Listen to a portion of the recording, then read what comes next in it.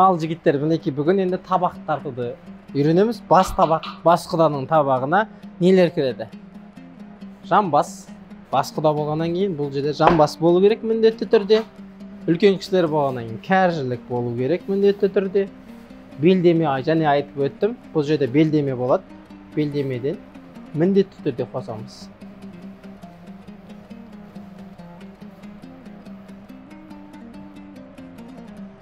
Кесіп аламыз.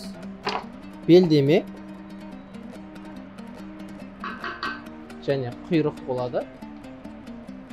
Құйрық и сүбе еті болады. Сүбе қабырғасы бізде мына жерде. Сүбе қабырғасының еті сүбесімен. Сүбе қабырғаның сүбе етімен болады. Мінекей бұл бізде и және бас болады. Басын оны жеке табақпен алып береміз. Бұл бізде бас құданың табағы. Табағы осындай болады.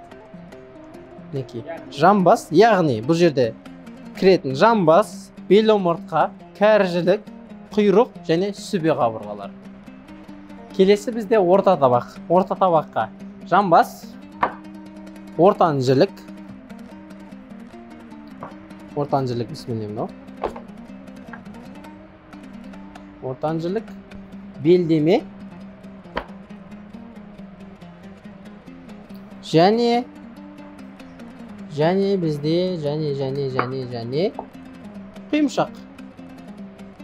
Мінекей, бұл ортан жіліктің табағы. Яғни жамбас, белдеме, ортан жілік және құйымшақ. Келесі бізде күйеу табақ. Күйеу табаққа міндетті түрде төс, және айтып жатқанымыздай төс, омыртқа, ұзын омыртқа.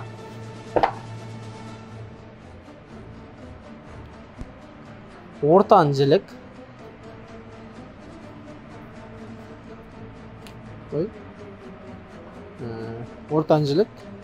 және ашықты жілік. Бұл күйеу табақтың сыбағасы. Көріп тұрғандарыңыздай төс міндетті түрде, омыртқа, ортан жілік және ашықты жілік. Келесі табақ бізде қыз табақ. Қыз табаққа нелер келеді? Тоқпан жілік. Тоқпан жілік дейтіні мына жерінде кішкентай тоқпаққа ұқсайды. Сондықтан тоқпан жілік деп айтылады. Екінші атауы ашықты жілік,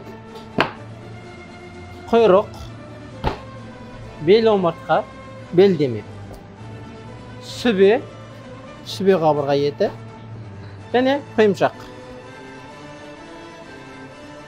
Нақтылай айтсақ, құйрық, тоқпан жілік, белдеме, бел омыртқа, сүбе, құйымшақ және ашықты жілік.